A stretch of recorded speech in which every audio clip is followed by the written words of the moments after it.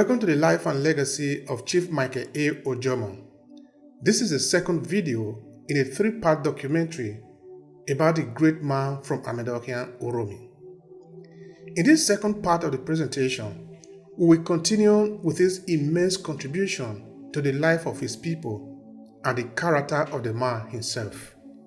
To be quite frank, I have not heard of so many places, even here in Europe, where a single individual has done so many good things for his people without asking for anything in return. This is humanity beyond any measure, and this certainly speaks of the great Amedokhian people. As often said among Asian people, translated to me, the little snake inherits bitterness from the womb of his mother. Now, if that saying were to be flipped around for the infinite goodness and eternal humanity of Chief Michael A Ojomoh, and the womb in the saying was to represent the Amedokhian community, it will mean that we all, sons and daughters of Amedokhian, have inherited the same character and the ability to serve the community. The question is, am I doing my part to serve the Amedokhian community within my capacity, as Chief Michael A Ojomoh did? The answer is ours as individuals to reflect upon. We have the Amedokhian Secondary School in existence today. Were it not for Chief Ojomoh, I tell you strongly, that school wouldn't have been in existence. He contributed immensely, financially, to the existence of that school. There was the Obion Secondary School that was supposed to cover the entire Obion, but we wanted one for others, for Amedokhian community. He played a major role in ensuring that that school was approved by the then state government under Ambrose Ali, alongside our late Honorable Ogun, Vincent Ogun of blessed memory. And today we have Amedokhian Secondary School. I remember there was a time the government said there is a number, there must be a number of students that must be in a school for the school to continue to be in existence. And which means school fees must be paid for those persons. Late Chief Ojomoh made it possible. He was paying school fees for persons in that school. That payment of school fees for indigent students who couldn't, whose parents couldn't afford it is true. And I'm happy Jerry talked about that. And that actually led to an improvement in school enrollment that then made it impossible for the government to close down Amedokhian Secondary School. However, that wasn't the beginning of his support education-wise. He contributed to the Amedokhian Secondary School because schools were very far from us. Like myself talking to you, before I got admission into secondary school, I had to spend 3 years at home after finishing my primary school because there was no secondary school. That time, before they will take you, a poor man cannot go to school at that time because nobody to help them to get admission. As it were today too, if you finish secondary schools, university, you don't have big person, you cannot get job. That was what it is in those days. Myself, I passed 3 schools. Myself and Augustus Ikweme from Amedokhian. We passed. We were the person that passed Emu Grammar School at that time. I was not taking because that time Augustus Ikweme was still younger than me, and I'm older than him. Because of that, they could not take me. So many schools I went to, no admission. I think it was later, and I came to Obiaga and finished in St. John Bosco's College. So because of those hardship to get school, that was how Ojomoh contributed to Amedokhian Secondary School, which was there today.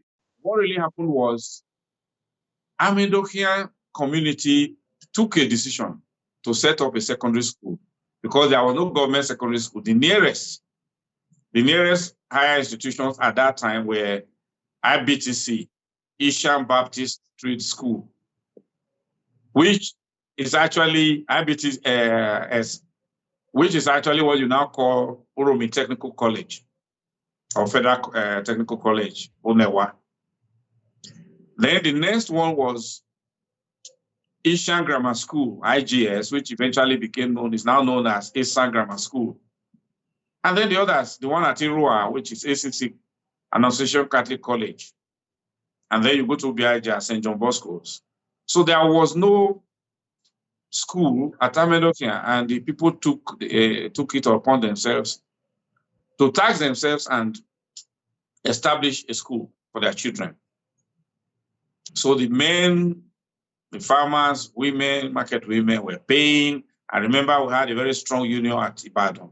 They used to come down to hold a meeting at Ishomumu where decisions were taken as to how much to pay, how to collect towards the building of that school. And then the project started. It took some years. And by 1979, when Ambrose Ali was elected governor of the then Bendel State, the school was at the stage of being opened. All the buildings were ready. And suddenly, we heard that the government went and opened a secondary school in one of the primary schools at Idumia Sele, at Awo. And I'm not saying this with malice because my mother is from Idumia Sele. So I'm actually partly from there, if you know what I mean. However, that was based on politics because even the name that was given to that secondary school was the name of the school already, the name already chosen by Amedokhian for their school. And that school was going to be named Obion Secondary School because at that time, there was no secondary school in Obion as a whole. But when that happened, Amedokhian people were shocked and they decided to raise issues with the government. They sent emissaries to the governor, Chief Ojomoh himself, Chief Asha, Chief Ogun, Mr. Ogun. All of them were heavily involved in this issue. And I think what really happened then, not I think, I know what happened then, because most of the Imio Musa, majority of them voted for UPN, and Ambrose Ali was UPN. But a lot of Amedokhian, because Ogun was running on that NPN banner, voted NPN. And so it made political sense, I think, for governor to favor establishing that school at the place where he established it.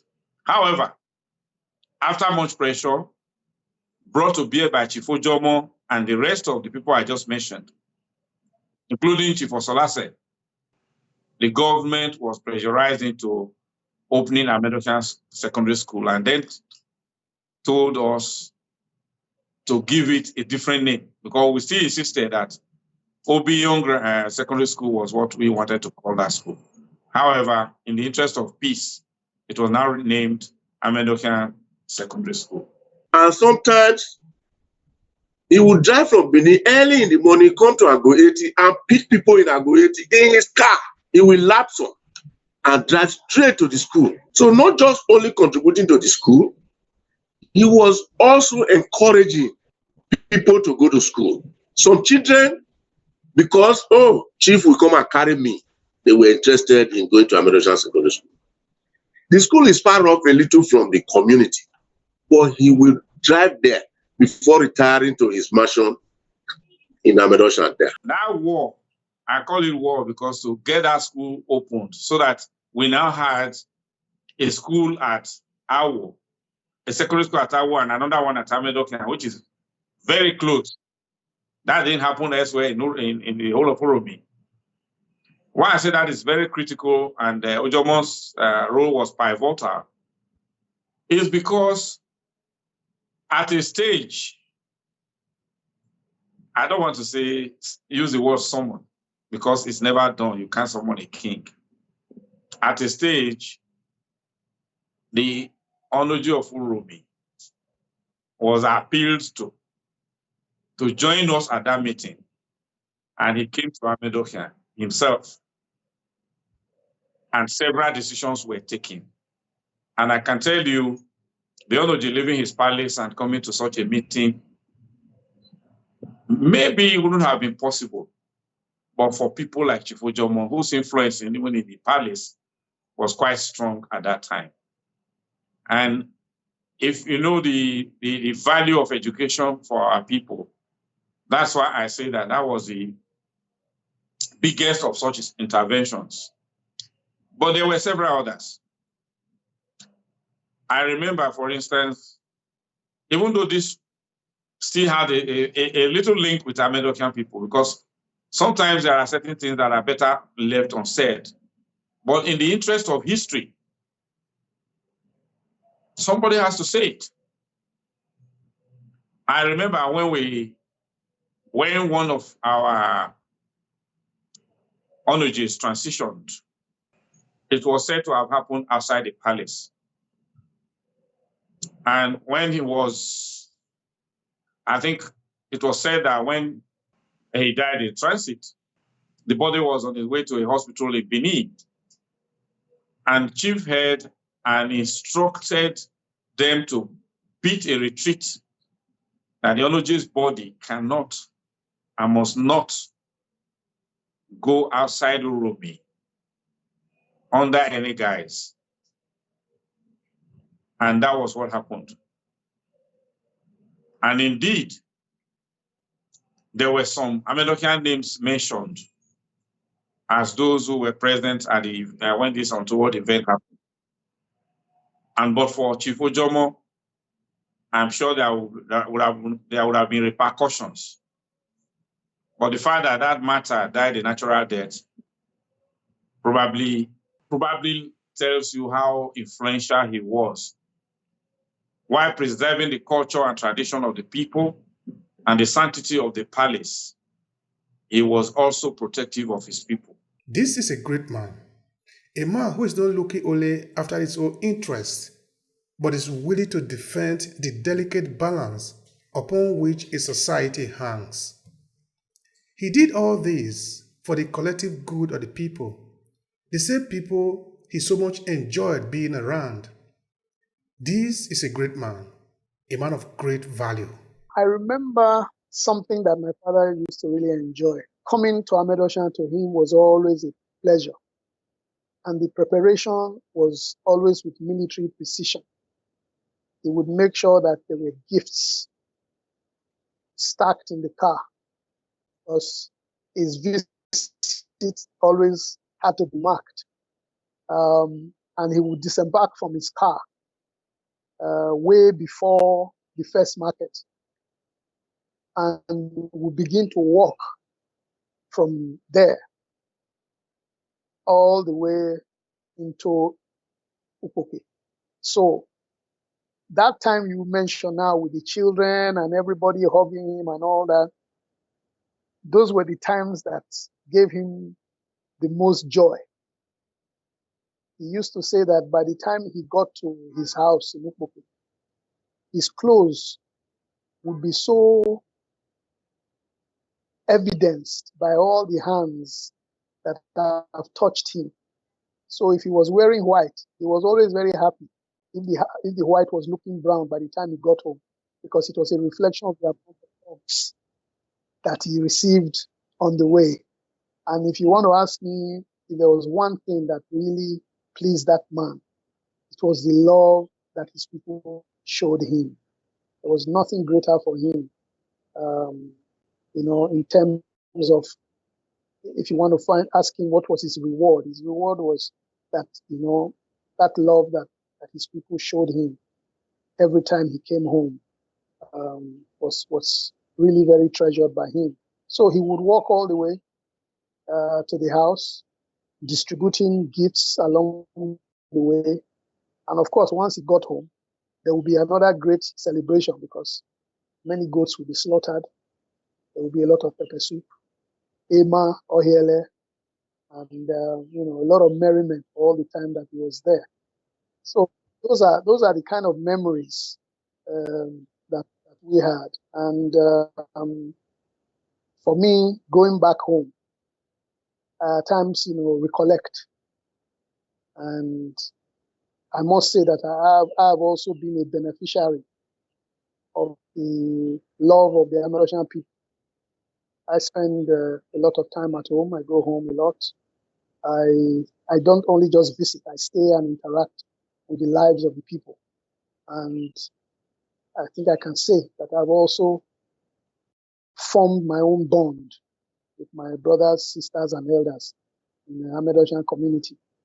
I know, I think everybody, I know where they live, I know the streets. So when you said to me, oh, something happened here or there, and you mentioned the place, I will also tell you, who is there and who isn't there. So it gives you a closer, warmer relationship with your people. And I think this is really what my father was advocating, that if all of us come home, do our little bit, and make our contributions, Amedokhian would definitely move from grace to grace. So I think, and I believe he was bringing the development and the experience he had in Benin to Amedokhian community. That is why when he's coming, I'm sure the bread sellers, I don't know where he buys the bread. They are very happy that day. He will come with bread and share to people in Amedokhian. I will add, were not for Chief Ojomoh, I don't think Amedokhian would have had the opportunity of witnessing the visit of the Oba of Benin. The Oba of Benin visited Amedokhian through the courtesy of late Pa Ojomoh. That is an added feather to Amedokhian as a community. What I'm going to tell you now is part of what I read about him from a book written by the Oba of Benin himself. And that book is called Yours Obedient Servant. And then what I heard from the chief himself, as well as other sources. When I read that book, which traced a bit of Benin history, where the issue of a Caladeran and the relationship between the Benin Kingdom and Ife was written by no less authority than the Oba himself, he discussed in one of the chapters, I can't remember the exact chapter now, he did discuss how he came in contact with Chief Ojomoh. The way he told the story, he said, as a young man, when he started secondary school, as the Okoro, as the heir apparent is called in Benin Kingdom, he used to go to the biggest bookshop as at that time. And there he met the owner of the bookshop, Chief Ojomoh. He wasn't yet the chief then, of course. And he would select the books, the recommended books that he needed to buy, plus exercise books. And surprisingly, when he's about leaving, when the man got to know he's the heir apparent of the Benin Kingdom, he would treat him with a lot of reverence. And most of the time, he would tell him to take the books free of charge. And so he began to buy books there. And at that time, his bookshop was something close to or even bigger than Idean bookshop, which a lot of us grew up to meet. So over time, he established a very warm relationship with Okoro, who later became Oba Erediawa of Benin. And the Oba, being the type of man he was, I'm sure he did not forget those benefits he derived so early, the friendship they built, then progressed into a greater friendship when he became the Oba of Benin. And Chief Ojomoh is also married to a Benin woman. He was also married to a Benin woman. And eventually, with his relationship with the palace and his contributions, he was given a title in the Oba's palace.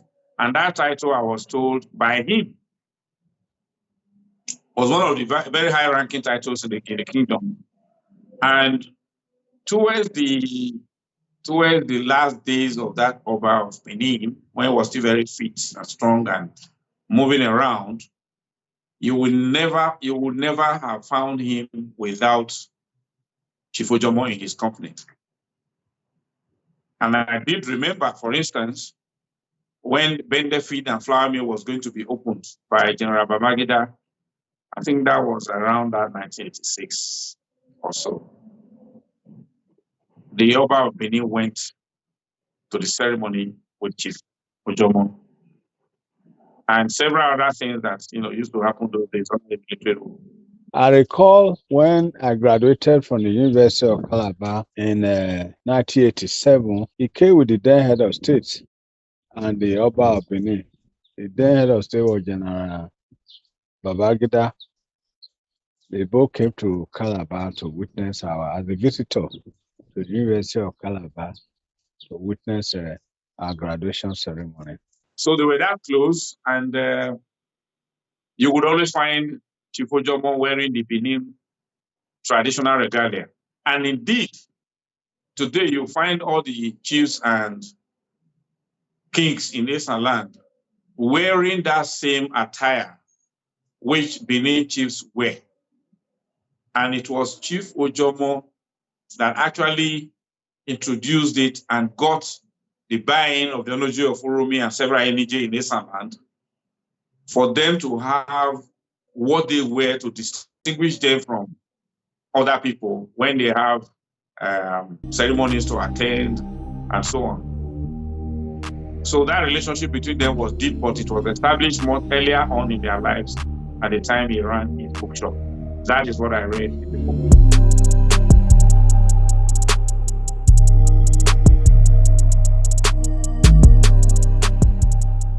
The late Chief Michael A Ojomoh is certainly a man worthy of admiration among the Amedokhian community because he represented a lot about us as a people. Now, I have my own curiosity. A child was born and the parent gave him the name Ojomoh. What was that supposed to mean? A kind of foresight of what the child was going to be in life? I think even the name itself calls for reflection. Or maybe I'm just thinking aloud.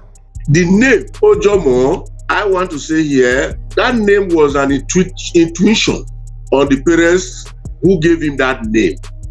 God spoke through his parents that this child is a special child. And in Esther, Ojomoh means a special child. And that's what he was. He came into this world as a special child. And God gave him the wisdom, the vision that I have named you a special child and you should pursue being special. That was why when he saw the plane, he never saw a plane before. He doesn't know how to enter a plane. He would have been thinking that, something strange is passing through. But he knows that somebody is inside the plane at that age. And he said, I must fly. And quote and unquote, he did not only fly in the plane, he flied in every aspect of his life.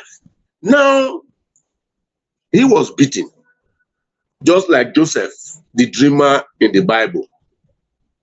Are you saying now you are coming to rule us, my father, my mother, and my siblings? Who are you? We will kill you. But God turned it around. And when God turned it around, they came back to meet that Joseph was not the governor where they came for food.